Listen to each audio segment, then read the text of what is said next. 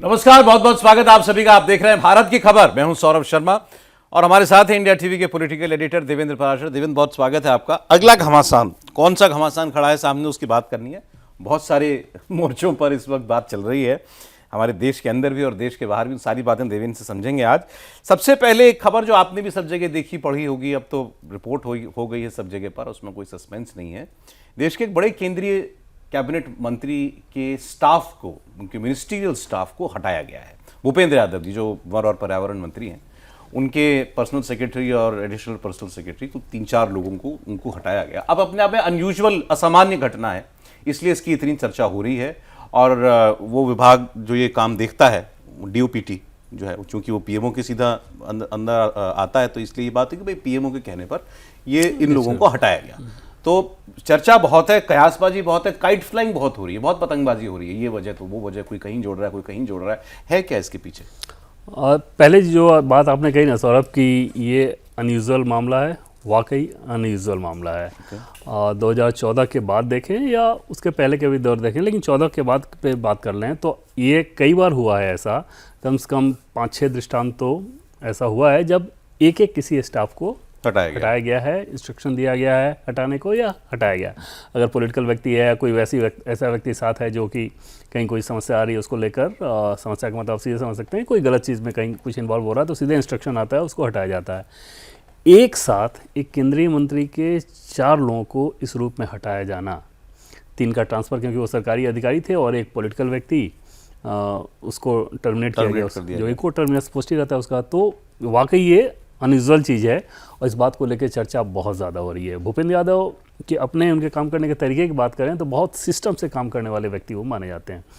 जैसे अगर उनके मंत्रालय की तरफ से या उनके अपने मंत्रालय की तरफ से नहीं, उनके अपने तरफ से अगर मान लीजिए कि अलवर के लोगों को जितनी चिट्ठी गई होगी, जिस संबंध में जो भी कहा गया होगा, उसका एक रिकॉर्ड उनके पास होता है। किस तारीख पर क्या, कौन सी चिट्ठी कहाँ गई, उसका क्या रिस्पॉन्स था, ये सब कुछ रिटर्न में डॉक्यूमेंटेड रहता है उनका। और बहुत सिस्टम से काम करने वाले व्यक्ति माने जाते हैं। और वहाँ पर अगर इस तरह की चीज़ें हुई कि एक बार 4 लोगों के साथ ऐसा हुआ, तो आप समझ सकते हैं कि जितने मुंह उतनी बातें, उस तरह की चीज़ें चल रही है। निश्चित तौर पे पीएमओ के इंस्ट्रक्शन पे ही ये हुआ होगा। निश्चित तौर पे इसमें कोई दो राय नहीं होनी चाहिए कि मामला कुछ सीरियस ही होगा, ये रूटीन ट्रांसफ़र नहीं हो सकता। कोई रॉन्ग डूइंग हुई है, कोई रॉन्ग डूइंग हुई है इसमें, इसके अंदाज़ा लगाने के लगभग सारे कारण हैं। और ख़ास तौर पे आप देखें कि सरकारी अधिकारियों के तो चलिए ट्रांसफ़र फिर भी हो जाते हैं, जो पॉलिटिकल व्यक्ति है वो उनके साथ है, अगर उसको भी अगर हटाया गया तो निश्चित तौर पे कोई एक सीरियस इशू रहा होगा। वो इशू क्या है समझा जा सकता है कि ना कोई बताने को तैयार ना कुछ, लेकिन कहीं भी आप पावर कॉरिडोर में जाइए तो सब लोग चर्चा इसी बात को लेकर कर रहे हैं। मिनिस्ट्री, क्योंकि इन्वायरमेंट मिनिस्ट्री, उसके अंतर्गत ये लोग काम करते हैं। तो कांग्रेस पार्टी कूद गई सीधे इसमें। तो जयराम रमेश के पोस्ट, क्योंकि उनका खुद का मंत्रालय भी रहा है पहले जयराम रमेश का, तो उन्होंने लिखा क्या हुआ, उन लोगों ने तो एकदम से एलिगेशन लगाते हुए उन सारी चीज़ों को कहा। तो अब कारण का निश्चित तौर पे वो नहीं पता सौरभ की ऐसा कैसा है। जैसा कि पहले मैंने आपको बताया कि 5-6 मंत्रियों के साथ ये पहले हो चुका है, लेकिन एक कभी एक का कर दिया, कभी सबको हटा दिया जाना, ये एकदम से। देखिए अब चूंकि मंत्रिमंडल का विस्तार वगैरह भी सब अब पाइपलाइन में है, तो कई लोग ये कह रहे हैं कि भाई इसमें क्या होगा। जैसे नीट का मामला हुआ तो लोगों ने धर्मेंद्र प्रधान की बात करनी शुरू कर दी, क्या होगा, धर्मेंद्र जी मंत्री रहेंगे नहीं रहेंगे। अब भूपेंद्र जी पर जो है वो शुरू हो गए। अच्छा, धर्मेंद्र जी की बात चली क्योंकि पीछे हो गई, भूपेंद्र यादव भी उतने ही पावरफुल, उतने ही भरोसेमंद पार्टी में भी और सरकार में भी हर रूप से देखे जाते हैं। बात ये चल रही लोगों के बीच में कि क्या भूपेंद्र जी तक भी कोई बात पहुंच रही है क्या? जैसे पहले धर्मेंद्र जी का, क्योंकि आपने जिक्र किया सर, उनके केस में को अगर आप देखें, धर्मेंद्र प्रधान के केस को, कि जो समस्या हुई वाकई बड़ी समस्या थी और उसने बहुत सारे छात्रों को प्रभावित किया। लेकिन उसके बाद फिर जब एक तो उसमें जो गलती के तौर पे दिखा है कि मान लीजिए जैसे जो क्वेश्चन सेट कर रहा है, अगर उसके मन में बेईमानी आ गई तो दुनिया कोई ऐसा सिस्टम नहीं हो सकता जो कि इस चीज़ को चेक कर सके कि आप ये काम लीक नहीं करेंगे। फिर दोबारा जब कराया गया तो वो बेहतर था। और जो रिपोर्ट दी गई ऊपर, जो हमें सोर्सेज से जानकारी मिली पीएमओ और HM के यहाँ, वो बाकायदा पूरे डिटेल में रिपोर्ट थी कि क्या क्या हुआ था और अब क्या किया गया। जाहिर तौर पे उसके बाद कैबिनेट में क्या कुछ हुआ, वो सब बातें रिपोर्ट हो चुकी हैं, तो वहाँ तो कोई समस्या नज़र नहीं आ रही है। भूपेंद्र यादव वाली कहानी है, निश्चित तौर पे अब ज़्यादा चलनी शुरू हो जाएगी, इसलिए कि 4-4 लोगों के साथ अगर ऐसा हुआ तो किसी अधिकारी के पास बैठिए, किसी पॉलिटिशियन के पास बैठिए, वो यही। और बीजेपी के भीतर भी ऐसा नहीं है कि सिर्फ अपोजिशन वाले लोग ये जान रहे हैं, बीजेपी वाले भी जानना चाह रहे हैं कि आखिर क्या हुआ, कैसे हुआ, लेकिन ये इतनी गोपनीय बात रही होगी और ये सरकार जिस तरीके से काम करती है जाहिर तौर पे बहुत कुछ ये बातें बाहर आती हैं वैसे कभी, मतलब जैसे पूर्व में भी जब हुआ है कि भाई किसी के स्टाफ को हटाया तो क्यों हटाया, क्या बात रही? जैसे ये तो समस्या समझ में आएगी कि किस तरह की चीज़ों को लेकर हटाया गया, लेकिन कोई अगर कोई पार्टिकुलर केस है कि तो उसमें कुछ केसेस में पता चला, एक दो ऐसे भी मामले थे जो कि नहीं पता चला। जैसे एक मामला ऐसा था कि उसमें केंद्रीय मंत्री को बुला के बीजेपी के तब के अध्यक्ष जेपी नड्डा जी ने बहुत सख्त शब्दों में कहा था कि इस व्यक्ति को अपने आप से दूर कीजिए। तो फिर जब हम लोगों ने पड़ताल की क्या वजह रही, तो उसमें कोई एक मामला नहीं था, वो लगातार ऐसी चीज़ों में इन्वॉल्व था जिसको लेकर आगे समस्या हो सकती थी। और वो सिस्टम सौरभ मॉनिटरिंग का बहुत कमाल का होता है, थोड़ी भी अगर कोई गलती हुई तो उस पर एक्शन ये लोग लेते हैं बहुत जल्दी। एक चीज़ और, जैसे कि पहले क्या होता था 2014 से पहले अगर आप देखें तो पीएस वगैरह को रिक्रूट करने की जो केंद्रीय मंत्री का जो सिस्टम था ना, उसमें इंडिविजुअल चॉइस बहुत ज़्यादा डोमिनेंट रहती थी। उसमें लोग अपने हम मंत्री हैं, हमारी मर्जी से, हमारी मर्जी, हम उसमें ज़्यादातर लोग या तो अपने कास्ट की बात करते थे या अपने क्षेत्र की बात करते थे। वो एक ट्रेंड साथ चला रहा था। 14 के बाद भी कुछ दिन वो ट्रेंड नज़र आ रहा था, लेकिन बहुत जल्द उसको चेक किया गया और अब ऐसा सिस्टम है कि अधिकारियों का पैनल रहता है। अच्छा। उनके और 360 उनका करा कर रखा जाता है और उसमें से भेजा जाता है 2 या 3 नाम या कभी एक ही नाम कि हाँ ये आपके साथ रहेंगे।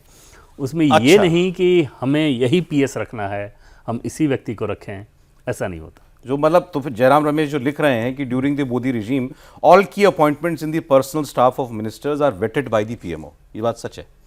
पीएमओ मतलब कि अधिकारियों का, हाँ, ऑफिसर्स, मंत्रालय, डीओपीटी तो वहीं से आना है, मंत्रालय है, डीओपीटी तो वही भेज रहा है। हाँ, वहाँ से ये पॉलिटिकल अपॉइंटी जरूर आपकी पसंद? पॉलिटिकल अपॉइंटी उसमें, हाँ, उसमें आपके साथ जो जुड़ा हुआ व्यक्ति रहे या पार्टी संगठन, उसमें भी पार्टी संगठन के लोगों को भी भेजा जाता है। जैसे जयराम रमेश जो कहने की कोशिश कर रहे हैं वो ये इस सिस्टम की इनफैक्ट वो ज़्यादा तारीफ करते नजर आ रहे हैं। कांग्रेस समय में तो एकदम से होता था ना कि मंत्री ने जो चाहा उसको रख लिया, रिलेटिव को रखा, परिवार के व्यक्ति को रखा, इसको रखा, वो सब चीज़, उन सारे सिस्टम को ख़त्म करने का ये तरीका है। दूसरी चीज़ कि संघ और बीजेपी विचारधारा के लोगों को भी पॉलिटिकल अपॉइंटी के तौर पर रखा जाता है, तो उनको नहीं रखा जाएगा तो क्या कांग्रेस पार्टी की विचारधारा के लोगों को रखा जाएगा? भाई उन्हीं को रखोगे ना आप जिनके साथ आप काम करते रहे हो। और उस पॉलिटिकल अपॉइंटी पोस्ट का मतलब क्या होता है सौरभ, कि जैसे किसी मंत्री के पास, किसी नेता के पास सरकारी काम करने वाले लोग भी आते हैं, सरकार काम से संबंधित लोग भी आते हैं, पॉलिटिकल लोग भी तो आते हैं, तो उनका कोऑर्डिनेशन, उनके कार्यकर्ताओं का, उनके लोगों का, उन नेताओं का, उसके लिए ये लोग इस तरह के हैंड रखते हैं। उसमें भी बहुत सारे केस में आप देखेंगे कि संगठन से दिया जाता है और ऑलमोस्ट आप हर मंत्री का उठाकर देखें उसमें एक न एक का नाम आपको ऐसा ज़रूर नज़र आएगा जो कि उस मंत्री का चॉइस नहीं बल्कि संगठन के द्वारा भेजा गया है। पॉलिटिकल अपॉइंटमेंट की मैं बात कर रहा हूँ। ठीक है, तो इसमें कोई मनमर्जी इस सरकार में मंत्रियों की नहीं चलती? वो ऐसा नहीं होता एकदम कि हम ये चाह रहे हैं इन्हीं को दे दिया जाए, इन्हीं को भेज दिया जाए, बिल्कुल ऐसा नहीं होता। आप इसी कास्ट का हो, इसी राज्य का हो। इतनी नज़र कैसे रख लेते हैं? अब जैसे इनकी कोई खबर तो पहुंची इन लोगों की कि भाई यहाँ कुछ अनवांटेड चीज़ हुई है, ठीक है, अनडिजायरेबल चीज़ हुई है, तो कैसे इतने मंत्रालय, इतने लोग, इतना स्टाफ, कैसे आप जैसे पावर कॉरिडोर में तो सौरभ बहुत सारी चीज़ें तैरते रहती हैं। जैसे मान लीजिए कि किसी के साथ आपने कुछ कहा या कुछ फेवर किया किसी का, ठीक, कोई गिव एंड टेक करके या कोई गलत चीज़ करके आपने फेवर किया, तो उसका जो प्रतिद्वंदी होगा, जो उस काम को लेना चाह रहा है, वही पहुंचा देगा। टेलीकॉम में एक चीज़ बहुत होती थी कि टेलीकॉम में अगर किसी ने कोई किसी का फेवर करने की कोशिश किया तो दूसरा वाला गुट सीधे ऊपर पहुंचाता है। और यहाँ ये नहीं होता कि अगर इंफॉर्मेशन आ जाए तो उसके बाद तो उस सख्ती का आलम आप सोच नहीं सकते। चाहे कोई भी हो, अगर गलत हुआ तो सीधे कमांड आता है कि थ्रो हिम आउट। भाई इस केस में भी इस बात की परवाह नहीं की ना सरकार ने कि भाई लोग बातें बनाएंगे, रत्ती भर परवाह नहीं, करना है तो करना। हाँ, उसमें जो पीएम का सिस्टम है वहाँ पर तो दुनिया की कोई भी चीज़, कोई भी एक्सक्यूज़, कोई भी पैरवी वहाँ ये काम नहीं कर सकती। आप तभी तक बचे रहोगे। ऐसा नहीं है कि इस सरकार में एकदम राम राज के तरीके से काम हो रहा है, ठीक, यहाँ भी बाकी समस्याएं समाज में जैसी होती हैं यहाँ भी है। यहाँ एक चीज़ बहुत मतलब जिस पे 100% उसमें खरा है वो मामला कि अगर आपकी रॉन्ग डूइंग संज्ञान में आ गई उसके बाद आपको बचाने वाला फिर कोई माफ़ी नहीं है, कोई नहीं। वो पार्टी के कोई बड़े व्यक्ति हों या यहाँ के व्यक्ति, उनके फ़ोन पे किसी को माफ़ी कर दिया जाए, वो नहीं होता। तो चलिए अब इस खबर की खोज में हम लगे रहेंगे तह तक जाने में कि भाई अब आखिर माजरा क्या था, बात क्या थी जिसकी वजह से सरकार को इतना बड़ा कदम उठाना पड़ा। अगली खबर की तरफ बढ़ते हैं। हमारे देश में तेल को लेकर के इस वक्त 2 बातें हो रही हैं। सबसे बड़ा कंट्रोवर्सी तो इन दिनों जो चल रही है वो ये कि भाई ये एथेनॉल मिश्रित पेट्रोल जो है E20 20% मिश्रण वाला पेट्रोल, वो जब से मैंडेटरी हो गया है 1 अप्रैल से इस साल से, तो उसको लेकर के विवाद चल रहा है कि गाड़ियां इसके लिए तैयार हैं कि नहीं हैं, और सरकार की तरफ से बार बार ये बताया जा रहा है कि देश में कोई दिक्कत नहीं है इसको लेकर के, हमको अपना इंपोर्ट बिल कम करना है, जो हम लोग तेल आयात करते हैं उसको लेकर के। साथ साथ ये भी बात चल रही थी कि क्या तेल के दाम कम होंगे। जो ये वॉर हुई ईरान अमेरिका इसराइल की, इसके बीच में तेल कंपनियों ने कुछ दाम बढ़ाए थे, लेकिन अब एक प्राइवेट कंपनी, भारत की जो सबसे बड़ी प्राइवेट कंपनी है न्यारा, उसने तेल के दाम कम कर दिए। तो अब सरकारी कंपनियां भी कम करें, ये मांग चल रही थी। इसी बीच फिर एक बार जंग भड़क गई है अमेरिका और ईरान के बीच, फिर से मिसाइल और ड्रोन जो हैं वो चलने लग गए हैं।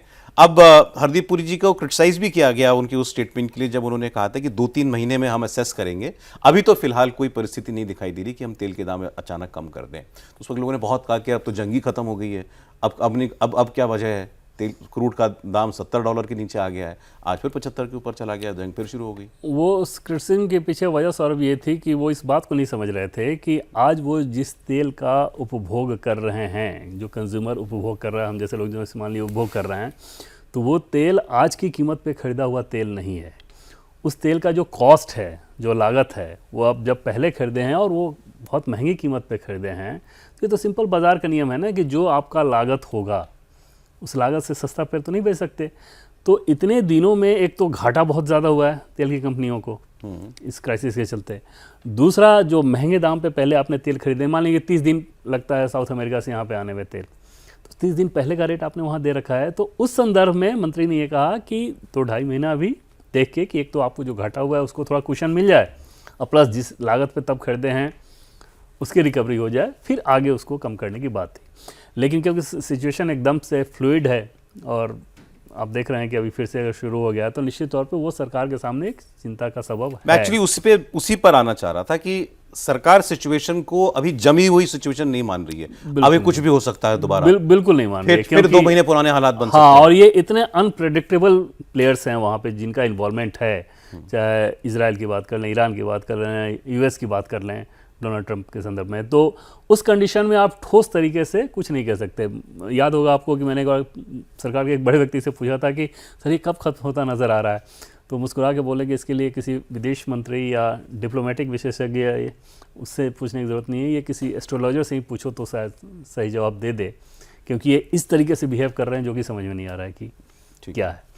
तो उस कंडीशन में आप समझ सकते हो कि सरकार के सामने वो तो सरकार सिर्फ इस काम को कर सकती है कि आपके प्रचुर तौर पे आपकी उपलब्धता सुनिश्चित रहे, आपूर्ति बनी रहे। और इस क्राइसिस में भी वो आपूर्ति आपने देखा उसमें तो फिर अब पिछले कुछ हफ्तों में तो शांति तो रही है। हाँ, वही कह रहे हैं। और इस क्राइसिस में भी जितना बड़ा क्राइसिस था, उस लिहाज से जो समस्याएं थोड़ी कमर्शियल को लेके आई, ये जो चीजें आई वो छोटी थी। इसमें तो कोई शक नहीं है कि हम दुनिया के तमाम देशों से बहुत बहुत बहुत बेहतर परिस्थिति, जो भी समस्या थी अपने आप में समस्या थी, इसमें कोई दो राय नहीं, बट अगर जो क्राइसिस बड़ा सामने था, उस क्राइसिस में आप जो मैनेज कर रहे थे वो बेहतर मैनेज हुआ। ये भी कहा जा सकता है कि नहीं कि द वर्स्ट इज ओवर। हाँ, ये तो लग रहा है, क्योंकि अब ये जैसे शुरू होना, ये चीज़ें होना, ये हो रहा है, लेकिन दुनिया के बाकी देशों को इतनी सीख मिल गई है कि शायद ये बहुत ज़्यादा फिर से ना हो। लेकिन हमारी तैयारी निश्चित तौर पे अब सौरभ ऐसी है कि आप अपने संदर्भ में ये ज़रूर कह सकते हैं कि सप्लाई के केस में या बाकी दूसरी चीज़ में कि जो वर्स्ट इज़ ओवर। ठीक है, अब ये जो E20 वाली बात थी, एक तो पहले लोगों को ये समझ में नहीं आया कि अचानक एक मुद्दा क्यों उठ गया, तो फिर पता चला साहब E20 मैंडेटरी हो गया है। अब मांग ये हो रही है, जैसे रोजाना कोई ना कोई अपोजिशन लीडर इस बात को उठाता है, आजकल अरविंद केजरीवाल ने उठाया हुआ है। उन्होंने 26 कंपनियों को चिट्ठी लिखी है, कार बनाने वाली कंपनियों को, कि आप ये कैसे कह सकते हैं कि इसका गाड़ियों पर कोई प्रतिकूल प्रभाव नहीं पड़ता, क्योंकि 2023 से पहले 2000 जो गाड़ियां बनी हैं वो E20 पेट्रोल के लिए कंप्लायंट नहीं है, ये बात सच है। लेकिन वही कंपनियां कह रही हैं कि कोई नुकसान नहीं हो रहा है उन कंपनियों को। आज हमको ये बताया गया कि भाई E20 जो है 20% एथेनॉल वाला तेल पिछले 1 साल से मिल रहा है, उससे पहले E19 मिलता था, और पिछले 5 साल से E15 पर भी गाड़ियां चल रही हैं। तो ऐसा नहीं है कि अचानक ही आप एथेनॉल पर आ गए, एथेनॉल पर हम बहुत बरसों से चल रहे हैं। बट सरकार की सोच क्या है, गोल क्या है? जैसे गोल तो सौरभ जो आपने पहले कहा ना कि सीधा सीधा वही है कि आपको अपना इंपोर्ट बिल कम करना है, और उस डाटा को कोई भी उठा के देखे उसको समझ में आ गया कि ये हमारा टारगेट होना ही चाहिए। आपको जीवाश्म ईंधन के तौर पे जाना ही चाहिए। जिन देशों में ये प्रचुरता से उपलब्ध है, खाड़ी के देश, उनके भी इकॉनमी को देखें और आगे के विज़न को देखें, तो ये मान के चल रहे हैं कि अगर ये 30 साल 40 साल 50 साल में हमारा भंडार खत्म हो जाएगा तो उसके बाद की हमारी इकॉनमी कैसी होनी चाहिए, और वो ऐसी चीज़ों में लगातार इन्वेस्ट कर रहे हैं। तो उन देशों पे जिसके पास इसकी प्रचुरता है वो बेच रहे हैं, और तब इसके घटते चीज़ को लेकर वो समस्या में है। हम तो इतना पैसा खर्च करके उसको इंपोर्ट कर रहे हैं, तो हमें तो इसके विकल्प पे सोचना चाहिए, और उसी विकल्प के तौर पे इस बात को अपनाया जा रहा है। अभी जो पॉलिटिकल आप देख रहे हैं बयानबाजियाँ ज़्यादा, सौरभ, उन नेताओं के भी पहले के बयान तो आप देख रहे हैं ना, उन नेताओं से संबंधित दलों के नेताओं के बयान तो आप देख रहे हैं ना। कोई ऐसा दल था जो पहले इस बात को नहीं कर रहा था कि हाँ ये करना चाहिए, ये ज़रूरी है। जब भी महंगाई बढ़ती थी, पेट्रोल डीजल की कीमत बढ़ती थी, तो ये चीज़ आता था कि हाँ जीवाश्म ईंधन पे जाना चाहिए। उसी काम के लिहाज से सरकार ये कर रही है। हाँ ये ज़रूर है सौरभ कि दोनों तरफ की लॉबी भी इसमें काम करती है, पेट्रोल और हाँ ये इथेनॉल वाली। हाँ, तो दोनों तरफ की लॉबी, और वो एक हम सभी जानते हैं कि इकोसिस्टम होता ही होता है।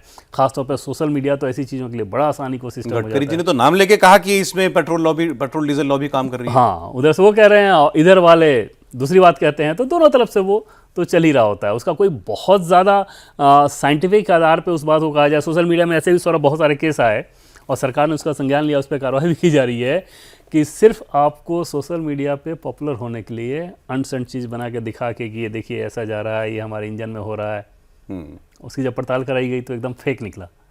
तो जाली चीज़ें करके भी माहौल बनाने की कोशिश के तौर पे कि एक तो अपनी आपको पॉपुलरिटी हो जाए, उससे सारे आप दबाव बना लें। कहाँ तक जाएगी ब्राज़ील सरकार इसको में लेकर? 20 के बाद 25, 30 अभी तुरंत तो अभी तो नहीं, अब सरकार ने तो खैर उसमें मना भी कर दिया। लेकिन सरकार का ये ज़रूर था कि जो पहले से नीति जो चली आ रही थी उसी नीति को आगे बढ़ाया जा रहा था। उसके लिए टारगेट रखा ही गया था कि हाँ इस समय तक।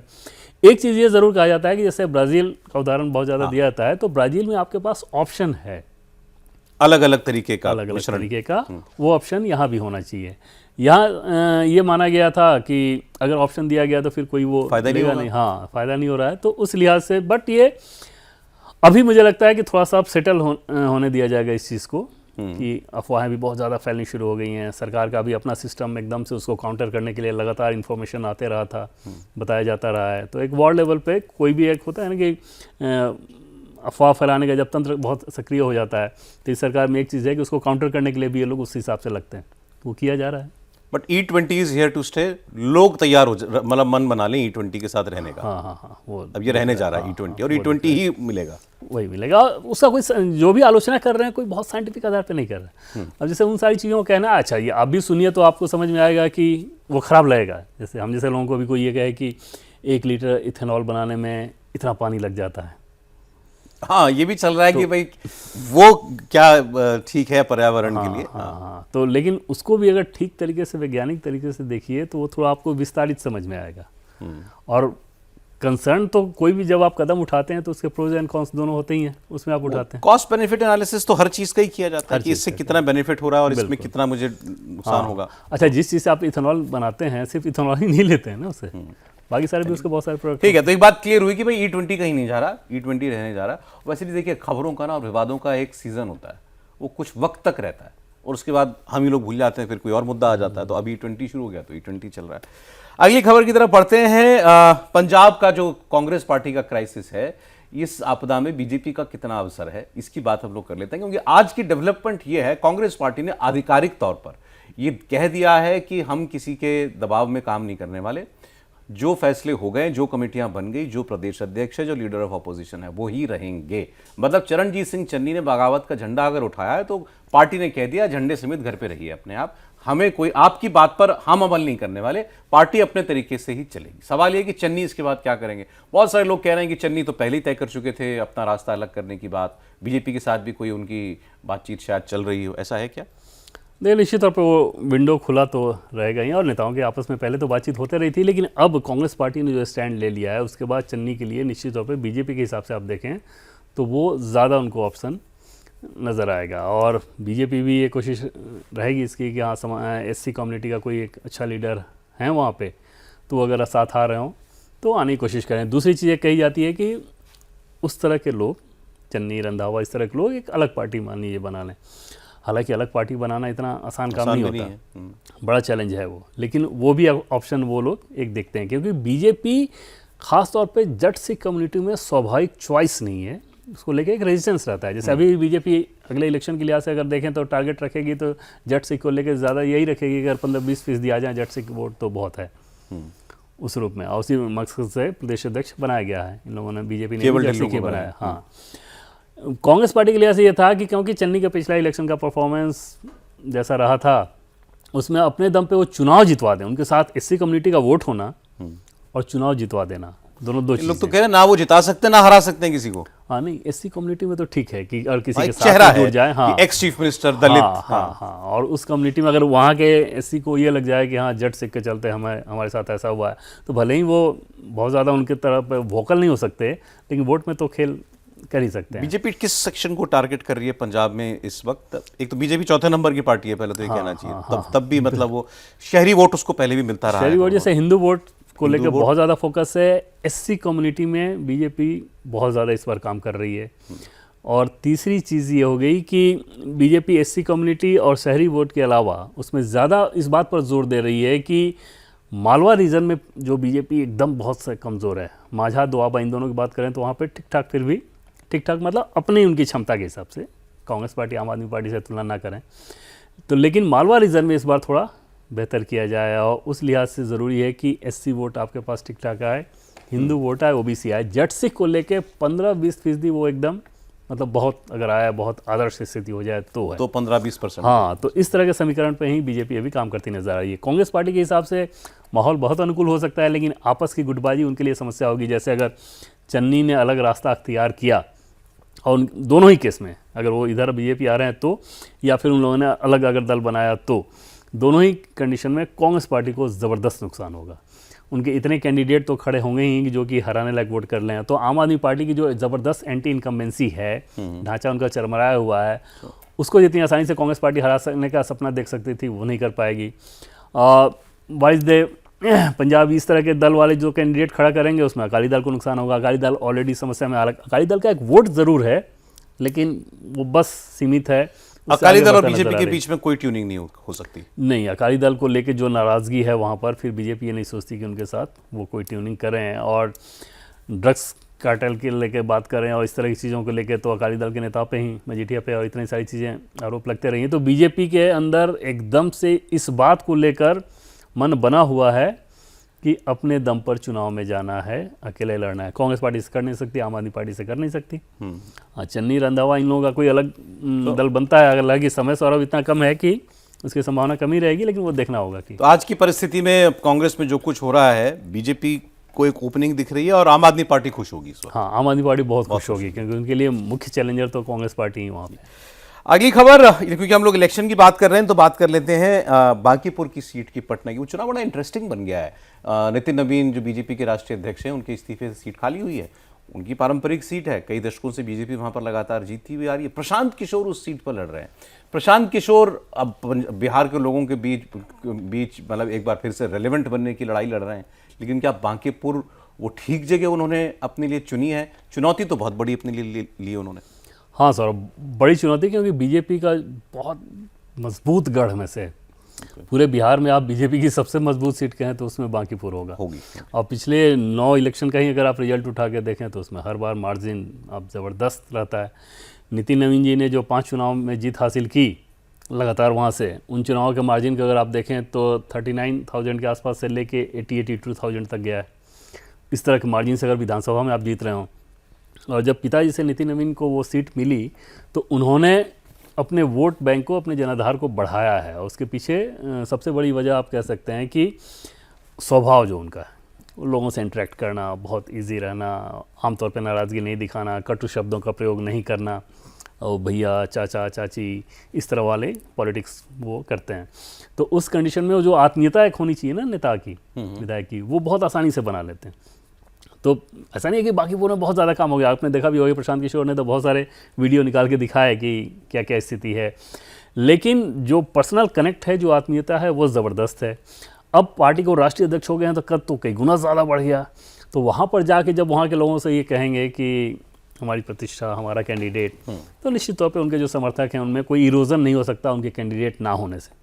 उनके अभिषेक मान लीजिए कैंडिडेट बने हैं वहाँ पे, युवा मोर्चा के अच्छे कार्यकर्ता हैं उसी क्षेत्र के हैं, उनको लेकिन लोग इतना जानेंगे नहीं, लेकिन वो जो कमी होती है नितिन नवीन के कैंडिडेट नहीं बनने से, क्योंकि वो राष्ट्रीय अध्यक्ष हो गए हैं और उनकी प्रतिष्ठा वहाँ पे दांव पे है, तो वो उस कमी की भरपाई बहुत आसानी से हो जाएगी। दूसरा, सम्राट चौधरी मुख्यमंत्री बने हैं, उसके बाद ये उपचुनाव हो रहा है, तो उनके लिए भी एक चैलेंज रहेगा। प्रशांत किशोर इन्हीं सारे नैरेटिव के बीच में अपनी उम्मीद सौरभ इस रूप में देख रहे थे। एक तो ये कि जन स्वराज पार्टी का 238 सीटों पे चुनाव लड़ने के बाद तकरीबन 3.5% वोट आना इतना लो है कि वहाँ से और कुछ लो हो नहीं सकता। तो मान लीजिए कि पिछला चुनाव वो नहीं लड़े और उसमें कहा भी गया कि अगर लड़े होते तो शायद ज़्यादा बेहतर रहता। तो अब उनको ये दिख रहा है कि फिर से अगर हम उसी काम को करें ये ठीक नहीं है, और अगर हम लड़ेंगे चुनाव तो जो हमारे कार्यकर्ताओं का मोराल नीचे गिरा है वो उठ सकता है।